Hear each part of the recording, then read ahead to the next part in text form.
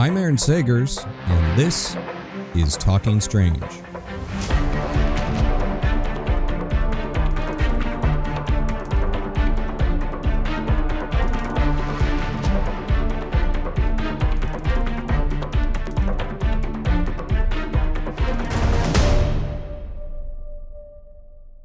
Hey there, spooky nerds, and welcome to Talking Strange, the Paranormal Pop Culture podcast. I'm your host, Aaron Sagers. And monsters, they are among us. Specifically, monsters are among us on the show Monsters Among Us, hosted by Derek Hayes. Now, I met Derek a handful of years ago through the Paranormal Caught On Camera show that we were doing together for Travel Channel and Discovery Plus and Max. And Derek is so busy that the guy had to go off on his own and just focus entirely on all of the monsters and Monsters Among Us. And this is a guy that for 9 years, Monsters Among Us has collected the stories, the phone calls from eyewitnesses that are out there and encountering the strange, the unusual, yes, monsters, as well as UFO sightings, aliens, ghost stories, all sorts of manner of weirdness. Now, Derek's true paranormal stories are told in the witness's own voice, and Monsters Among Us is a collection of these eyewitness audio recordings made directly from the experiencers.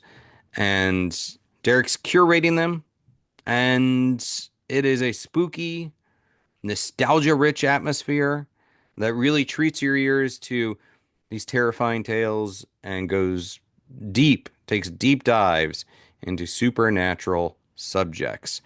It gets weird, it gets scary, it gets creepy, it gets poignant and emotional. It's all of those things. And Derek has actually brought a few clips from Monsters Among Us, some of his favorites, his recent favorites, to share with us. So let's get to it. Derek Hayes of Monsters Among Us. Well, first off, just how the heck are you doing out there? You know, I know you're a busy boy putting out 2 episodes a week, constantly hustling and working. It's a good thing you like monsters because you really are surrounded by them. I tell you what, I really got myself into a pickle here. I did the weekly for 7.5 years. And then lately I'm like, well, why don't we just do another one? I have all these phone calls. I had the free time at the time. So, we do a Tuesday and we do a Thursday now, and that keeps me pretty busy. Outside of that, we have forest fires here. We're in the middle of a blizzard right now. So we got 7 or 8 inches of snow falling here behind me. So it's always something around here. Yeah. Yeah, I think right now it's the beginning of March, and it's something like March 13th. That's your 9th anniversary, right? That's when the first episode dropped many moons ago. That would be St. Patrick's Day was the first episode dropped on St. Patrick's Day. So whatever day that is, I think maybe the 17th. That's the 17th. Yeah. I knew that'll be 9 years. Yeah. Yeah. So happy 9th anniversary. Thank you.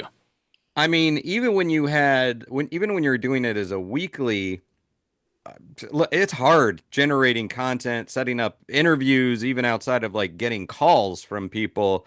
So have you ever reached that anxiety point where you're like, I don't know if I'm going to get anything this week or every single week. Yeah. Every single week. Yesterday I released, today's Thursday, so an episode dropped this morning. But yesterday my wife works, with the team as well, and she does all the social media and stuff. And it was late in the evening yesterday. I'm like, I don't know if I'm going to get this done or not, Sarah. And, squeaked it out the last moment. And I feel like that's how it is every single week. And I've kind of gotten used to it at this point. It's sort of like the SNL cast. You see these guys talk about how much stress and pressure they have on them, and they're still enjoying themselves. I'm kind of in that same boat. Like there's tons of stress, tons of concern, that I won't make the deadline, but we're having a blast doing it. But you don't have like a deep surplus or inventory of calls that you could just draw from at any moment? I do. I have hundreds, if not thousands of them in my bank, but they need to be edited. They need to be listened to. I have to arrange them so that there's not 10 calls from Texas or something like that. So that, there's some sort of variety that everybody that's listening will have something they can hang their hat on, And Yeah, with the calls, like not everybody is necessarily a natural storyteller, so getting that beginning, middle, and end of the story and getting some sort Hmm. of kind of cohesion with it, I guess. Yeah, that's a challenge of the editing. Yeah. And a lot of people, they're going off their memory too. So they're telling the story and then they have to think back and you're like, this, and they kind of natural, it's a natural way to do it. But as an entertainer, you kind of want to get rid of that stuff. So that means every one of these calls has to be, gone through. And I actually hired an editor a couple weeks ago. So might be streamlining this here finally at a certain point. But, yeah, all these calls need to be cleaned up. They got to sound their best. Sometimes the quality of the call isn't great, and you have to try to fix that. But usually, it's a great story that's the terrible quality. So that's really a challenge. Like I don't want to get rid of this story, so you have to figure out some way to make it work. How would you say the stories have changed over the course of the 9 years that you've been doing this? Well, everybody seems to really enjoy the show. And every single call, there's a segment at the end or sometimes at the beginning where they talk about how they found the show, why they love the show, what their favorite parts about the show is. And it seems like every caller has that. And at the beginning, that didn't exist. It was just, here's my story, goodbye. And now it's all this. And I'm kind of in a weird position here as the host and, well, I was the editor until, like I said, a couple weeks ago. Uh, I was always wondering whether I should leave that in. This sounds like something personal for me, but everybody says it. So I'm like, well, I guess since everybody's doing it, I'll just, leave that in there. So that's the biggest change for me as far as the calls are concerned. The quality, the content, the stories, they've all been pretty consistent throughout. It's just that added, part of the universe now, I guess, these callers are.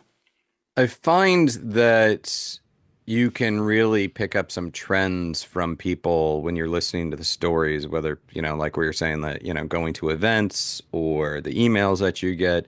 What are some of the trends that you've noticed across time, or maybe when certain phenomena seems to be picking up, as opposed to others, that, the types of stories, what are some of the trends that you've noticed? Well, I don't see them real time necessarily. A lot of I get like a dozen calls a day, sometimes 20, 30 calls a day. So, obviously we can't keep track of everyone that comes in at every moment. But as I'm processing and I go through my whole library, I'm like, oh, I need a UFO call. And I just kind of look like this one speaks to me this week. So I pull this one out. But what I have noticed is there are a ton of these black triangle UFOs. And I'd say 75% of my UFO calls are these black triangle UFOs. And every story is exactly the same. Excuse me. It would start with, somebody outside at night doing something and they would see a bright star in the distance. And it would suddenly, quicker than it should have, just be right on top of them. And they look up and they're right underneath this city block sized craft that's in the shape of a triangle with lights on either side. Sometimes there's a light in the middle. But they're describing the exact same thing. And they look at it for a few seconds, sometimes a minute, and then just in a blink of an eye, it just shoots off and it's gone. And, they never see it again. And I get these calls from all over the country. I don't get a lot of them from, outside of the U.S. Most of them seem to be here within the U.S. So there are little trends within the big trends, but that's one of the things that I've noticed. And then I have smaller versions of that where, like in Montana, I keep getting reports of this Goat Man character. People see him along the side of the roads. He's got the backwards bent knees, kind of look like a goat's legs. But basically human from the chest up kind of scenario. So I get a lot of that stuff. There's some Dogman stuff from Missouri and Kansas that I've been picking up on a lot lately. It's just these little things here and there that I'm like, it's like the fifth or sixth time I've heard about a Dogman in Missouri. So, I start to take note of that. And the next time it pops up, of course, I got to talk about it. Yeah, and I mean, actually, one of the ones, so we're going to talk about some of the highlights from, the last year, but also just some recent highlights of yours. One of the ones that you sent me was this campground supposed dogman attack. So I'm gonna share this, but set this up a little bit for me, and we can talk about it afterwards. Well, essentially, this guy, he called in to talk about one of the campgrounds that he often visited that was mysteriously shut down. And he started talking to some people, within the organization, the DNR, I believe, and they were talking about deaths there at the campground, and that was one of the reasons why they shut it down. And the nature around these deaths is very suspicious, and it doesn't seem like human activity. So, Yeah. Okay. Let me throw to that. Hey, I need to remain anonymous on this one. Southwest Missouri, down near Table Rock, Missouri, or Table Rock Lake. There's a campground down here called Big Bay Campground. It's a state-run campground. It has recently been shut down, and in fact, the DNR, Department of Natural Resources, went in and bulldozed the road so people can't go back in there. The state park is still open, but only during daylight hours. You're not allowed to camp out there overnight.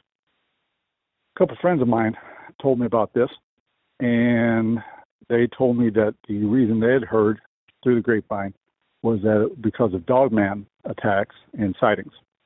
Well, I kind of was like, yeah, right, sure. The official reason given by the DNR was that they said that there was not money in the budget to refurbish the campground, and so they permanently closed them. That does not make sense because they could refurbish the campground and easily pay it off in one season. The campgrounds have always been a big money generator for the state parks. Anyway, I contacted a friend of mine, a relative actually, in DNR, and he agreed to talk to me, off the books. And we met at a brew pub. He asked me to leave my cell phone outside in the car, and he left his out there as well.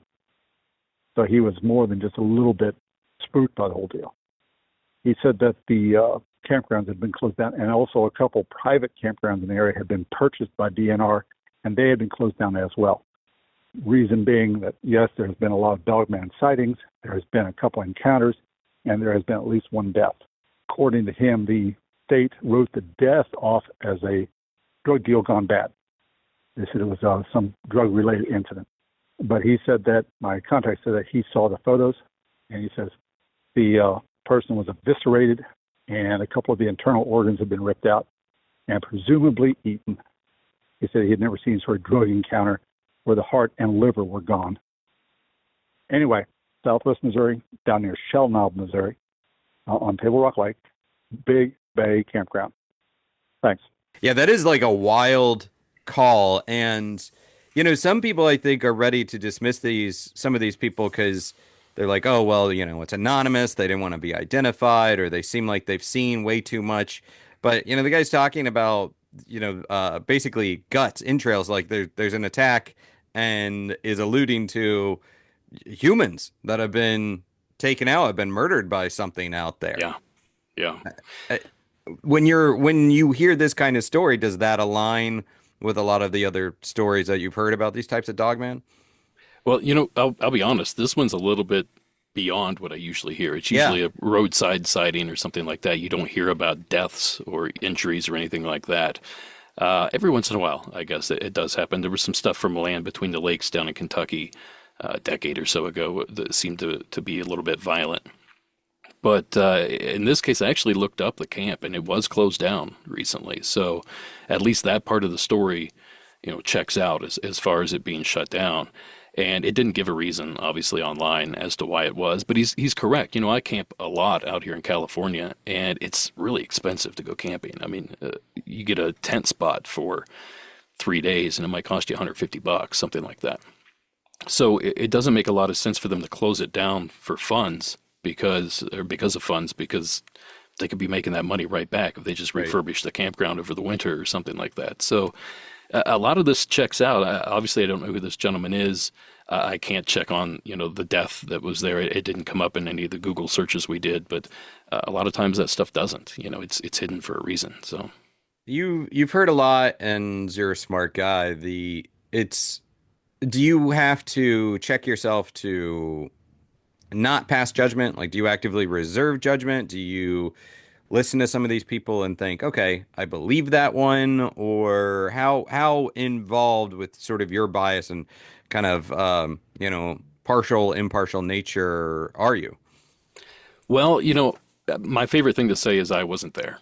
Right. For any of these sightings or experiences. I wasn't there to document what's going on. I can't corroborate what they're saying. I can do this, though. I've listened to thousands, tens of thousands probably at this point of these stories and researched others. And I got a pretty good sense now of when somebody's trying to fib with me, like they say certain phrases or they repeat certain things that I've heard other places. Nine times out of 10 with my callers, that doesn't come up. And I don't know why that is. They all seem very believable. Now, of course, I get a call from time to time. I'm like, okay, I don't know if I believe this one or not. But at the same time, it's not my place to judge. I play the call. Sometimes I'll give my opinion. If I think there's a logical explanation to what's going on, I'll offer it up. But again, like I said, it wasn't there, so I can't say for certain that that's what's going on. But it sounds like it may be, an airplane or a YouTube bomber or something like that they saw instead of this triangle UFO kind of thing. That would be a suggestion I would make. But again, I honestly don't know. So it's tough for me to come down on it one way or the other. But it's also important for me to kind of leave my bias at the door to ensure that these calls continue coming in. Yeah. You can't offend people that are sharing their stories with you, because they may be mistaken, but it's still a good story, Yeah. and they're still taking the time to call it in and share it with me. So maybe it was a misidentification, but that doesn't mean you have to belittle the witness, if that makes sense. Yeah, and something that even kind of going to, the paranormal caught on camera stuff, there's some things that are more compelling to me than others, but I try to maintain that idea of like, yeah, I wasn't there. And also I've had some crazy experiences in my own life that I know that if I were to explain it to someone else, they might say, well, that seems too good to be true or whatever. But I do think sometimes things can be that weird and also true, that off the Mhm. wall and accurate. Well, I've had a few experiences myself, so it's really hard to uh, proverbially look at somebody in the eye and say that you didn't see what you think you saw. That's Right. really hard for me to do that because again, I don't know, but I've seen stuff myself that I can't explain. So it'd be pretty hypocritical of me to dismiss theirs outright and then say, "But I saw the real thing." It doesn't really work that way. What's maybe a story that during your course of doing this show you've had an experience, and then maybe even these, the calls that you've received has sort of informed your own experience, made you think about it in potentially a different way. Any Oh kind of more man. recent experiences like that? Well, the thing that immediately comes to mind is my very first experience when I was probably 10 years old, living in Southeast Ohio, between Columbus and Pittsburgh kind of area. We grew up kind of on a farm, a little farm, and our neighbors had bigger farms, and we would mess around down in the woods, behind the house. And my brother, my friend, and I saw an alien black cat is what we saw. It was a huge panther-looking creature that ran across the hillside, and they're not supposed to live there. That's something reserved for Africa or Mexico or South America or something. So we saw this thing and reported it, and that's kind of what got me started in all of this. And when I started the show, that was my very first episode was about that because that's what I could speak on. And it kind of opened the floodgates. I've had hundreds of calls about these Black Panther creatures that people are seeing, and they all seem to come from the same part of the country, east of the Mississippi, north of the Mason-Dixon line, like kind of the Midwest area. And every time I get a call in that's from that area and describes the exact same thing I saw, it's just a little bit of confirmation for me, like, oh, you're not crazy. Somebody else saw the same thing. So in a way, every time I get a call like that, it's just a little boost to my ego that makes me think, you're not mistaken about what you saw 40, Yeah. 35 years ago or whatever it was. I like the calls that you get are just some of them are just so outside of like kind of the patterns that we may have heard before, or it Mhm. takes an element of something that sounds kind of familiar according to some stories and lore that are out there, but then goes in an entire separate direction. And what I'm setting up here is this call with it was in Wisconsin. I believe it was it Glen Beulah, Wisconsin? I forget offhand. We'll hear in a moment. You're talking Or about the or Moose Lady? yeah, Eau Eau Claire, Claire, Wisconsin. yeah, Eau Yeah, Claire. and I know this because I'm going there soon for an event. Oh, And awesome. and this starts out in one kind of direction that I thought it was going to go, and then it goes somewhere else entirely. And the woman is very emotional in this call, and it's Oh, yeah. very powerful. So you set it up further, and then let's listen to this. Yeah, I got this call a year and a half, 2 years ago, or something like that. And it was really weird because I got this call that you're about to play here. And like you said, it's very emotional. It's a very long call. I don't usually play calls this long, but it was so good. I'm like, I don't care how long it is. It could be an hour long and it's going to get playtime, airtime. But it came in, and then Kate, the caller, I guess she kind of regrouped or whatever and called back the next day, and she's like, I want to do the story again, and she tells it in a much more succinct manner. She doesn't get emotional the second time. You can tell she kind of does, but she doesn't get there. And I'm like, nah, we're going to use the first call. That's the better call. That's with all the detail. That's with all the emotion. But the ironic part of it is the two calls, detail-wise, were identical.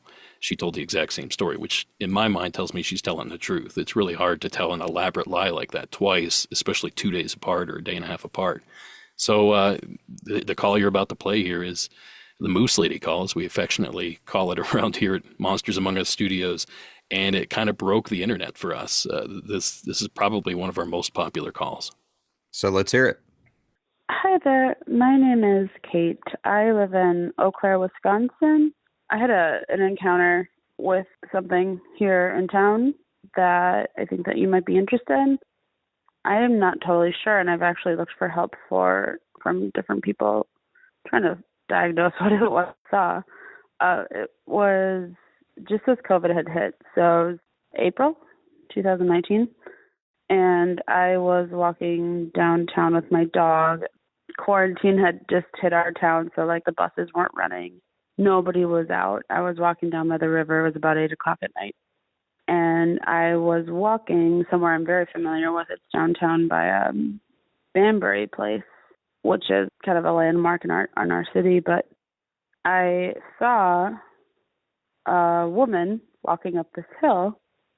She looked to be 1,000 years old. She was tiny, old, decrepit, and I thought she had cataracts. Her eyes were glowing. And she was carrying this suitcase behind her, and she was walking up this big old hill. I thought that maybe there's a halfway house down, right down at the bottom of that hill. And I thought maybe she was trying to catch a bus, but they weren't running again. Again, the quarantine had just hit our city, so nobody was riding buses, nothing like that. So she was going up this hill, and she was looking back at me. And that's when I saw her eyes, and I was like, oh, shoot, this old lady's blind. I should help her. And my dog, I have a German Shepherd Lab, and loyal to a fault. She's a wonderful dog. But normally, she might bark at something that would scare her, she thought was threatening us. She stopped walking with me. She didn't want to get any closer to this woman because the woman was walking in the direction I was going. And my dog stopped and looked at me. I know dogs can't talk, but she said to me, essentially, no, we're not going that way. That lady looks weird. I was like, come on, dude. This old lady is blind, clearly. She needs some help carrying the suitcase up this hill. It's a big hill. It's pretty steep. So I kind of dragged my dog along. She was very hesitant, and I saw this woman, again, beckoning me almost with her eyes. She would turn around and look at me, and I saw her blind-ass eyes. And then she'd turn back and keep walking up the hill, and I started saying, hey, ma'am, can I help you? Hello, and she didn't hear me. She kept walking. She almost sped up a little bit. I was like, hello, hey, ma'am, can I help you? I can help you with your suitcase. And I'm not kidding.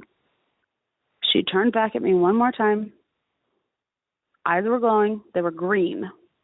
And I know this sounds insane, but that suitcase that she was carrying turned into front legs, and her legs turned into back legs. And her head, it all kind of I know I sound insane. I'm so sorry. But she kind of morphed into this, it was a moose without antlers. It was the size of a moose that she had to have been at least 10 feet tall. She just became this thing and jumped off into the, there's a little, I don't know, where the hill meets the land. I don't know. I don't know. It really screwed with me, but I swear to God, her body and her head became the front, and that suitcase became either her front or back legs. I don't remember exactly. And it seems like everything stopped for just a second. She turned into this moose thing and jumped off into the trees. And I stopped for a second. I was like, holy shit, I need to go to a doctor. There's something wrong with me. And I looked at my dog, and I made the split decision just to run as fast as I could. I was heading home, which was up in the direction that she was. So I had to run up the hill where that woman was, and I could hear her crashing through the trees. I was hauling ass. I was trying to run home. I had maybe 6, 7, 8 blocks or so to run up this hill and then run to where I lived. with my boyfriend and my son. And the whole time I'm thinking I have to call a doctor as soon as I get home, like there's something wrong with me. I just imagined something, but my dog saw it. And I'm running as fast as I can, and this truck comes screeching up behind me. Once I hit the top of the hill and I turn towards my house on the street that my house was on, this truck comes screeching up behind me, slams on the brakes, and this dude says, "Hey, I saw it too. Run as fast as you can. I'll keep it off as long as I can." And then I didn't even have a chance to even, I was huffing and puffing. I'm not in the best shape, so I can't run, but I was hauling ass. So he's like, "Hey, I'll keep it off." And then screeched off, and he was honking his horn, just beep, beep, beep, beep, around my neighborhood. He drove past me 2 times, just driving around my neighborhood at Mach speed. He said, "I'll keep it off as long as I can, get home, whatever." So I ran. I was sobbing. I was so worried that this thing was going to follow me home. And I had a 1-year-old son at the time, and I was terrified, and I had to let go of my dog's leash at this point. She was just running right next to me. She was terrified too. And I don't know, I guess I'm sorry for crying, but when that guy pulled up, I was like somebody else saw that? It wasn't just me? I just ran as fast as I could, and I kept hearing him honking around the neighborhood, and then he drove past me, and as I was running into my driveway, and I saw my boyfriend because he came out to say, "Hey, what is going on? Somebody's honking a lot." And I was like, "Dude, I can't even start to explain what happened." And I tried, and he's like, "Get inside." And I didn't leave my house for probably I went outside once within 3 days. I was terrified, and the first thing I did is I ran upstairs and made sure my son was okay. I had no idea what was going on, but I made sure my 1-year-old was still safe in bed, and he was. My boyfriend stood guard. I was so shook, and he believed me. He believed every word I said. And so then we left the house. I finally got in the car and we went to go, I don't know, decompress. We went to a park or something. And we drove past where it happened. And all those trees that I heard crashing down were broken in half. Something had driven through there, or something had crashed through there. I'm really not making this up. I didn't imagine it. This is real. And I wasn't drunk. I wasn't on any drugs. I was just walking my dog. I had made that walk probably over 500 times. I'd always walk her at night, and I'd do the same route every single time. So I know what the trees look like. Nothing ever weird like that has ever happened. But when we drove by and I saw those trees that were literally split in half, I was a little shook. I don't know. I'm still trying to find some peace with it, but I haven't had anything happen since. I just wanted to say, I didn't know what it was. And my boyfriend, who believed me immediately, he saw how shook I was. I followed up with as many medical professionals as I could without sounding insane. But, I was fine. I was totally coherent, sober. And my boyfriend believed me. And he, looked into it and said that, he saw, something on Reddit that said skinwalker, and I didn't know. I had never even heard of them before. But then when he described kind of some of the recollections that he had seen on this subreddit, he said it sounds a lot like this, and they're scary. They will follow you.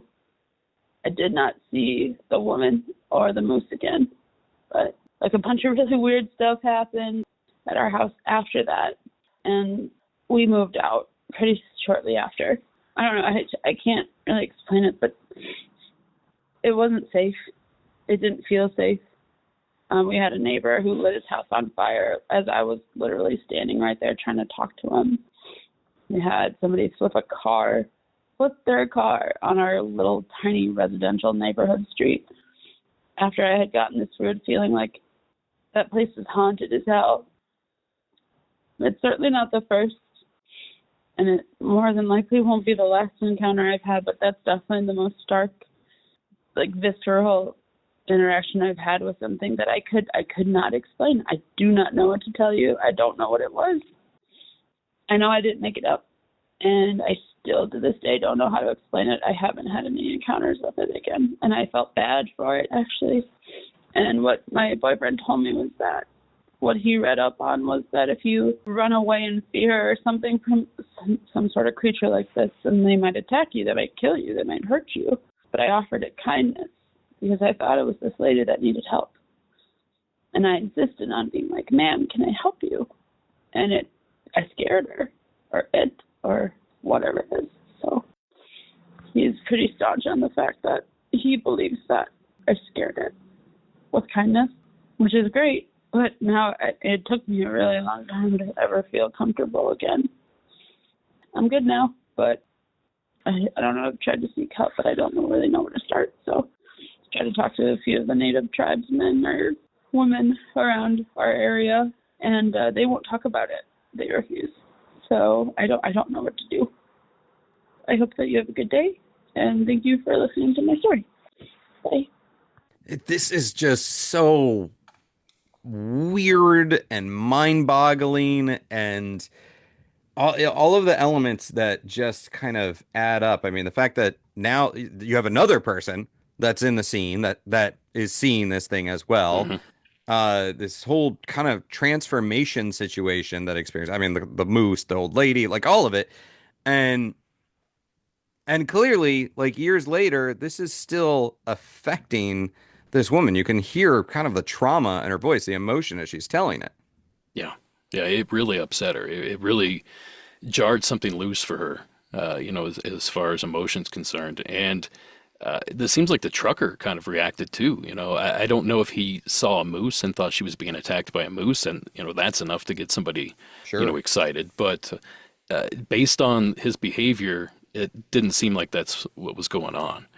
And I've always wondered, why didn't he just say get in the truck and then just drive off? Like maybe she wouldn't have. Maybe that was a danger zone for her, like red flags going up. I have a monster chasing me, and now this strange guy in a truck wants me to climb in with him. Like, pick your poison. But I don't know. I don't know how to explain this. I mean, I'm speechless every time I hear it. But I can tell you this. We have a lot of listeners, and I have a lot of listeners in Wisconsin, and some of them got really curious. And like, I want to go down to the river and see this spot. And they went down and they sent me photographs of all these trees that were basically chopped off at like knee level, just like she described in the call. So either she went out there and knocked all these trees down, or saw them and decided to implement that fact into her story or something. Or, there's a moose lady out there that knocked all these trees over. Yeah. I was thinking about the trucker as well, and I did have the thought about like, well, why didn't she just get in the truck? But then I thought maybe on some level, like she was in particular targeted, and that by him trying to distract it or draw it away, like if she had gotten in the car, maybe it would have just continued after them. That he had to kind of divert the action a little bit. Something about it also is, so she refers to skinwalkers, and it didn't really sound like a skinwalker to me, the kind of the things that we hear out of the Navajo tribes. And it's really it's really kind of that's a story that comes out of the American Southwest and those Navajo tribes. The Four Corners area, specifically. So this seems like something kind of different, but we're applying the skinwalker label to it because maybe we don't know how to explain it. What is your thought about, if this is fully legit and everything, what would you call it? Well, I've struggled with that exact same thing myself. I hear a lot of callers call in from anywhere, Florida, New York, Ohio, California. It could be anywhere, and they describe seeing a skinwalker, quote unquote. And I think a lot of people don't realize that that's kind of synonymous with a handful of tribes in the, like you said, in the American Southwest. And it's not really a prominent story in a lot of these other places where it's been reported. Now, I've had callers, reach out to me and say, a skinwalker is a human that can transform. So maybe they got into a car or a bus or a plane and went to these places and transformed. Very, very likely that could happen if these things are real. But to me, it almost seems like it's part of a bigger phenomena, that perhaps the skinwalker is just a subspecies of this bigger collection of creatures that can morph and change. And you look at like an octopus or something like that. They can shapeshift. I mean, it's not exactly what we're talking about, but they can change their appearance on a dime. Why can't that exist, elsewhere? The only trouble we run into is we haven't discovered anything like that. There's no scientific proof of anything like that, but that doesn't stop a lot of people from seeing it. So I can't really answer your question. I try not to put a label on it. What the best thing I can do is say, well, this also happened here on this date, or in this case, it would be I would go back through the history of Eau Claire and see if there are any other reports similar to this one, and I can say, well, I don't know what it is, but it's happened this time, and then this time it happened as well. Or there's local legends in the area. There's the legend of the Moose Lady.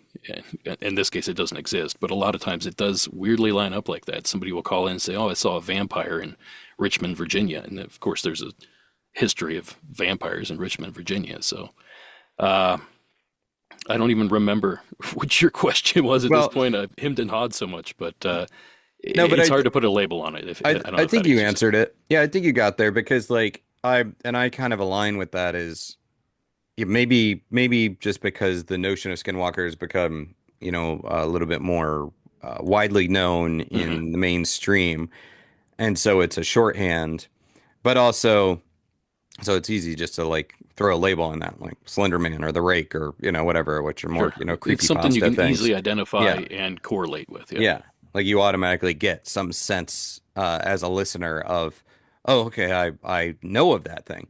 But yeah, I also think whether you're talking about Dogman or, or actual skinwalker, or werewolves or whatever, it's these are all our words that we're applying to these things. The phenomena itself may be part of a group, may be kind of related in nature or supernature or whatever it might be. So yeah, who knows? Maybe it goes by skinwalker when it's in the Southwest, and maybe it goes by Dogman or werewolf or lobosomim or whatever elsewhere. Well, it's sort of like the Bigfoot phenomena. Different parts of the country has different names for it, and some of these names are hundreds of years old. So, it's mind-boggling to try to wrap your head around any of this stuff, because first of all, it shouldn't exist. Second of all, people are seeing it, and not only seeing it, but taking the time to call me and tell me about it. So it's really hard to bridge that gap. There's a lot of evidence there, but there's also not a lot of evidence at the same time. So you're trying to fill in those missing pieces, and it's just it hurts your brain sometimes. Sort of like what you were saying a minute ago or a few minutes ago that you don't want to pass judgment. You weren't there, and also you don't want to pass judgment. You want to remain open to these stories. And when people come up to me and they're sharing these tales of weirdness, I'm receiving it in an open manner. But I also feel like on some level, it's like a bit of a spooky therapist. There's this level of catharsis that's involved, that they want to be able to share this story with someone that is not going to mock them, and also someone that's not actively in their life, Yeah. So do you feel like that spooky therapist sometimes, that you're the person that they can reach out to and just get this off their chest? All the time. And I didn't intend for that in any way. I just thought, oh, well, there's plenty of stories out there. Everybody has a story. Let's hear them. But as we got going and people started calling in, they would reference that themselves. They're like, oh, I feel like this is a cathartic experience for me to share this information. It's been on my chest for 25 years. I haven't told a soul. And now they're telling 100,000 people suddenly. So, but there's still that anonymity there that people don't know who they are. I might know who they are. I might have their phone number or whatever. Of course, I'm not sharing it with anybody, but nobody else knows who they are. So they can tell this story and just kind of disappear back into society and not have to deal with that. But I'm sure getting that off their chest is a huge deal for them, because as you hear in a lot of these calls, people get emotional. People get really upset and they relive this. It's almost like PTSD for them, and it may be, PTSD. I don't want to dismiss that either, but it feels good to give people that platform. I think that's what I want to walk away from that thinking, unintentional, but it feels great to give them an opportunity to share what might be bugging the hell out of them. Well, and those emotions are not always fear or trauma. You also have these poignant stories that get emotional and are, yeah, rather touching. And also like while you have the calls that are totally out of left field, did not see that one coming. You have some that are set in sort of familiar locations, but it's a little bit of a new twist. It's something kind of interesting that's taking place. And what I'm thinking of specifically, I've been to Gettysburg many times, done a lot of like investigations and given talks and everything there. And you have this call that was set up there, and it took place in the Grove of Gettysburg. So let me play it, and then let's come back and talk about it. Sure. Hi, Derek. This is Kate. I'm from Pennsylvania. A few years ago, I was working as a ghost tour guide in Gettysburg, and we would go to 3 locations, but one of my least favorite locations was a place called the Grove because we had a lot of really scary activity as opposed to just normal, fun, kind of, ghostly encounters. But this place always seemed to have more of a negative feeling about it. But there were 3 spirits that we repeatedly and routinely talked to, and their names would come through all of our equipment. It was Keith, Andrew, and Eric. And over time, we had figured out that they were 3 soldiers, and they just kind of like resided in that area. And whenever we were talking with them, I always felt very comfortable. So after a while, I would just start to ask, like, are Keith, Andrew, or Eric here? And if they were there, then I always felt better about continuing with the, tour, feeling like I had some friends with me.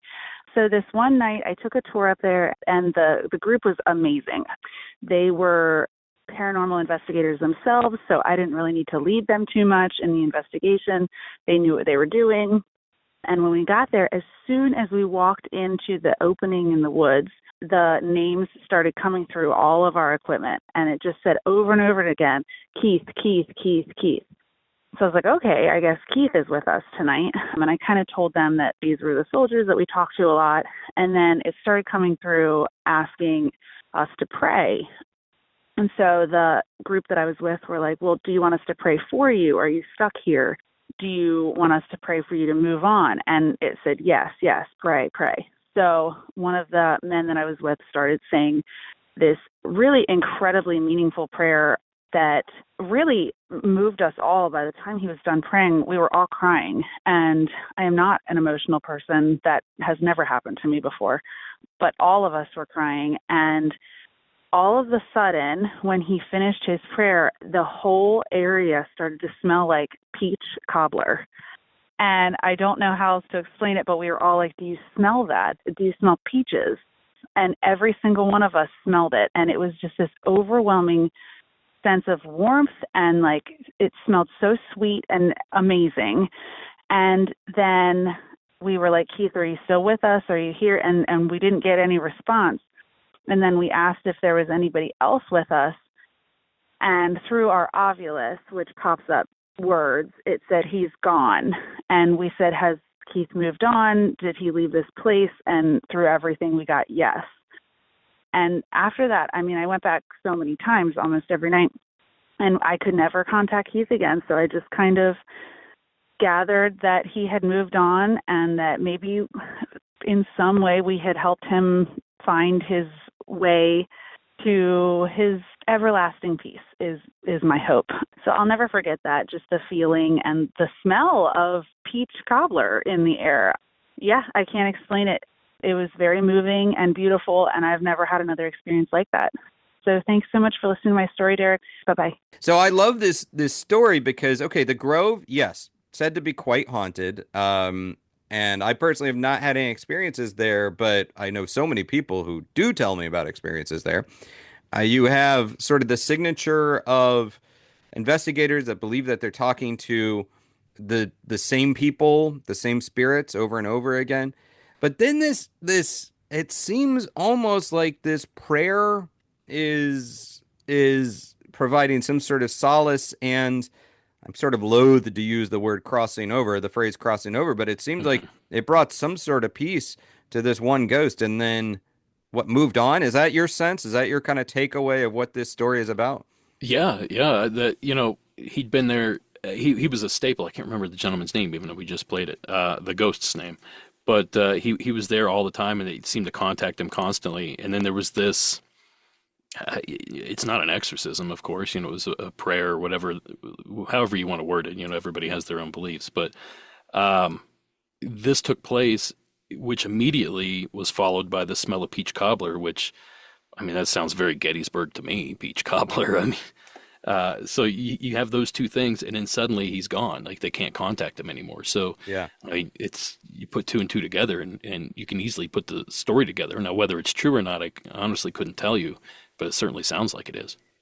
The reason I don't really like the phrase of crossing over or people kind of presuming to do it is I'm kind of like, well, we don't really have the rule book, so I don't know. Mhm. It sometimes it borders on arrogance for us to be like, I'm gonna help you, ghost, cross over, which I don't know. Presumably, if you're sticking around as a ghost, you might have, or I would think you would have a little bit more intel about what's going on. I don't know, Yeah. but Who knows like, where people are sending ththese ghosts to? yeah, right. We don't know what we're doing, so we're just Yeah. sending them to Walmart in the Yeah. afterlife or something.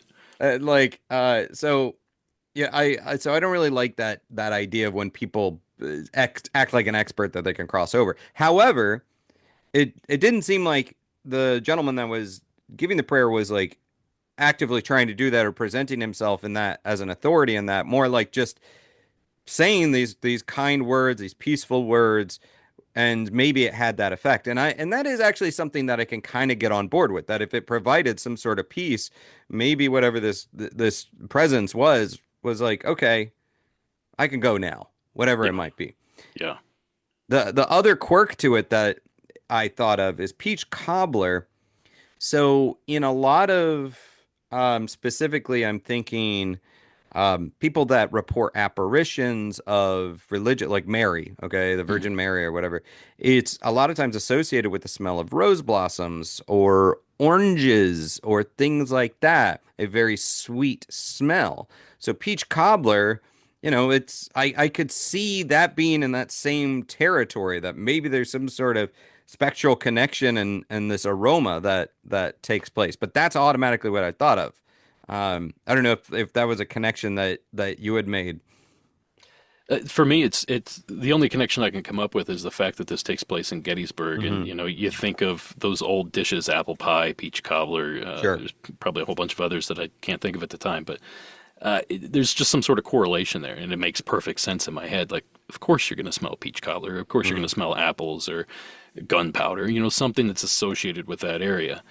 Yeah, I don't know. Again, I throw my hands up for most of these stories because there's so many, like you said, there's so many stories out of Gettysburg, so it's really hard to discount this one particular call and then believe all the others. So you have to believe this to an extent. And if she's saying that they used to contact this person and then suddenly they can't contact them after all this goes down, like, that seems pretty obvious to me. And all of this reminds me of another story that I didn't send you, but I feel like you're going to enjoy this, and I'll sum it up as briefly as I can. But this was a call from a woman in, I want to say, Oregon or Northern California, and she was driving somewhere on the freeway, and there was an accident up ahead, so she was stuck in traffic, and she was one of the first cars stuck. I guess the accident took place right in front of her.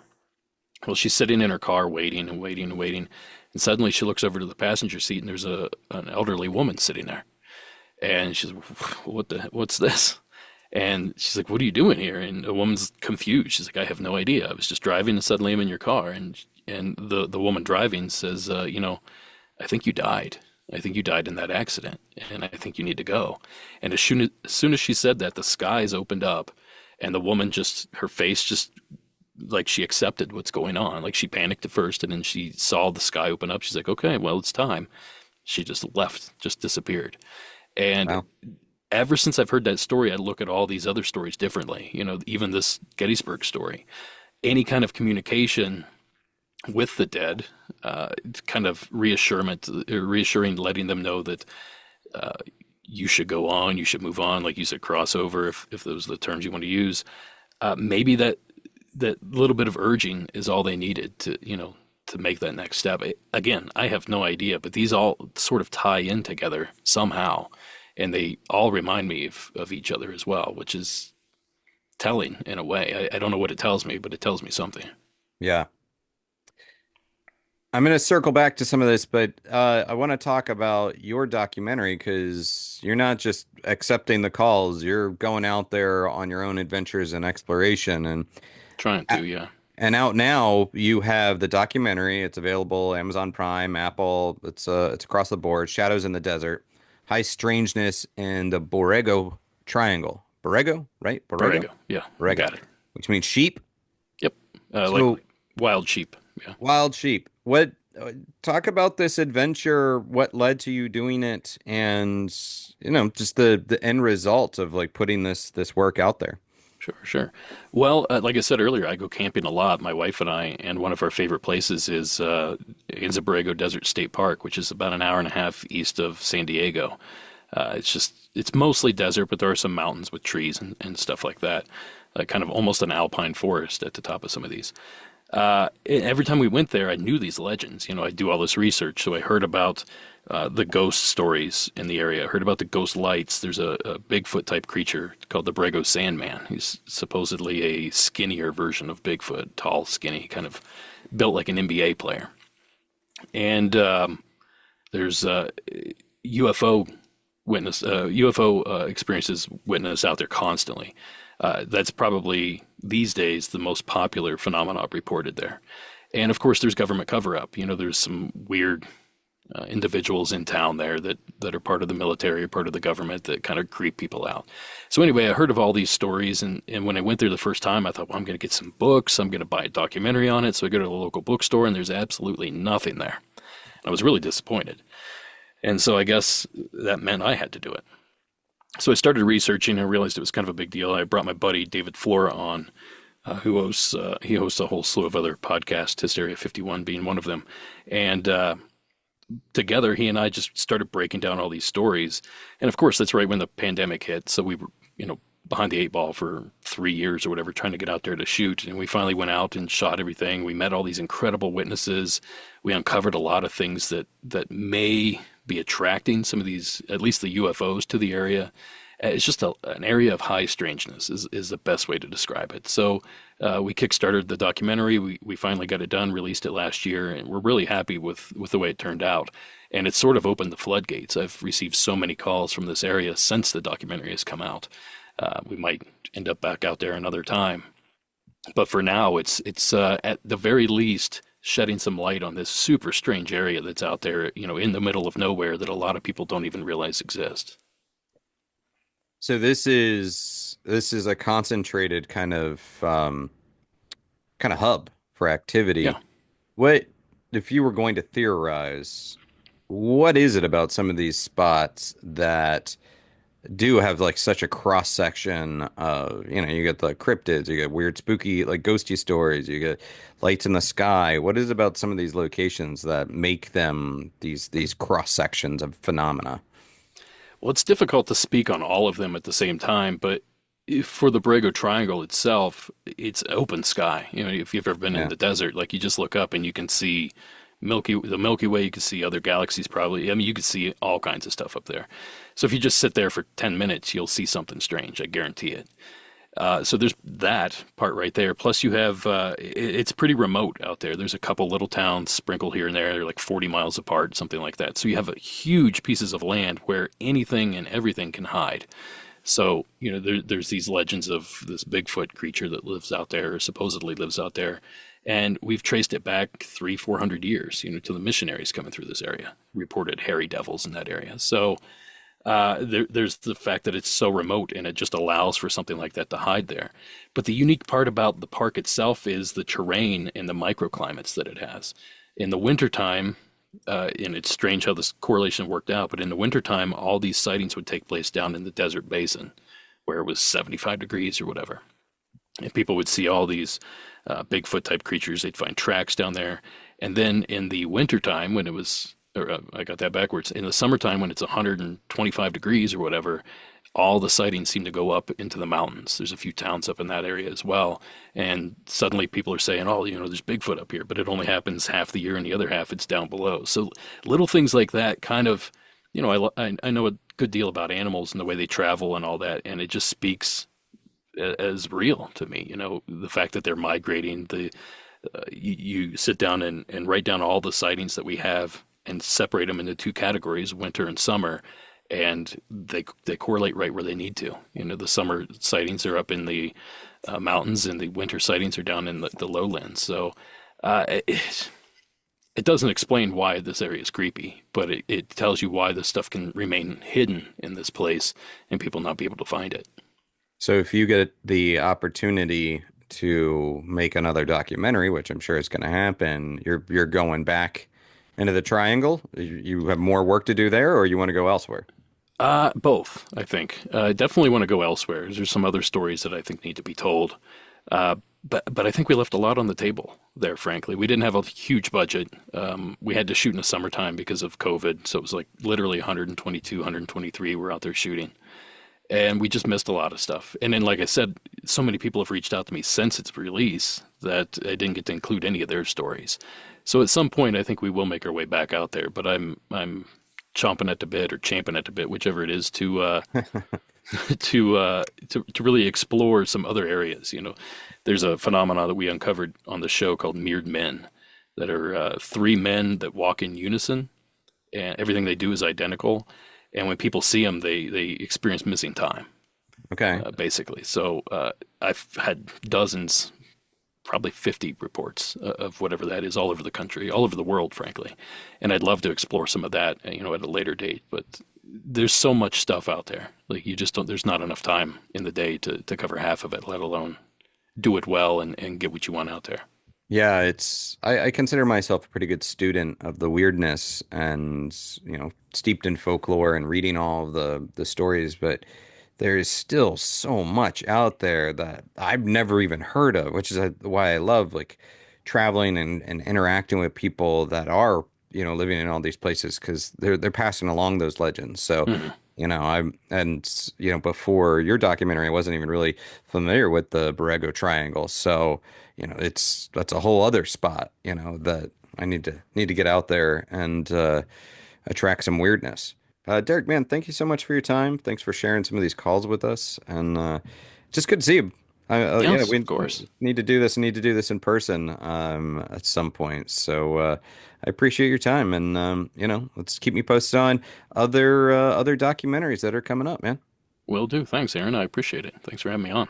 And that was Derek Hayes of Monsters Among Us, the twice weekly show. The boy's busy, puts out a lot of spooky stories, a lot of eyewitness accounts, twice weekly show.